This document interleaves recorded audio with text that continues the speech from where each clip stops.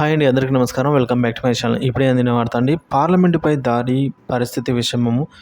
వివరాలైతే ఇప్పుడు తెలుసుకుందాము. వీడియోని ఎక్కడైనా స్కిప్ చేయకుండా ఎండ్ వరకు చూడండి, అప్పుడే పూర్తి ఇన్ఫర్మేషన్ అనేది అర్థమవుతుంది. అలాగే వీడియో నచ్చినట్లయితే లైక్ చేయండి, షేర్ చేయండి. ఇక విషయానికి వచ్చినట్లయితే, పన్నుల పెంపునకు సంబంధించిన బిల్లుకు వ్యతిరేకంగా కెన్యాలో చేపట్టిన ఆందోళనలు హింసాత్మకంగా అయితే మారాయి.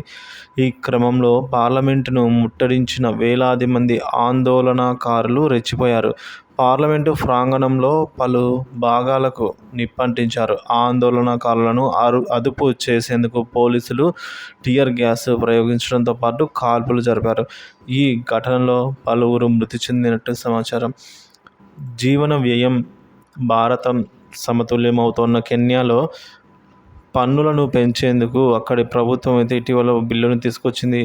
ఆ ఆర్థిక బిల్లుకు తాజాగా పార్లమెంటు ఆమోదం తెలిపింది. అధ్యక్షుడు సంతకం చేసేందుకు దాన్ని పంపించడమే తర్వాయి. ఈ బిల్లును వ్యతిరేకిస్తూ దేశవ్యాప్తంగా ఆందోళనలు మొదలయ్యాయి.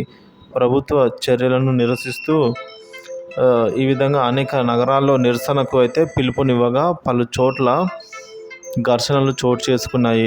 అదేవిధంగా అటు పార్లమెంటు ప్రాంగణంలోకి ప్రవేశించేందుకు వేలాది మంది ఆందోళనకారులు అయితే ప్రయత్నించారు. భారీ గేట్లను అయితే ఈ విధంగా చొచ్చుకొని రావడం అయితే జరిగింది. భారీ గేట్లను సైతం వారు అయితే చొచ్చుకొని వచ్చారు. ఈ విధంగా ఘర్షణ అయితే చోటు చేసుకుంది. అటు పార్లమెంటు ప్రాంగణంలోకి ప్రవేశించిన వేలాది మంది ఆందోళనకారులు అయితే విధ్వంసం అయితే సృష్టించారని తెలుస్తుంది ఫ్రెండ్స్.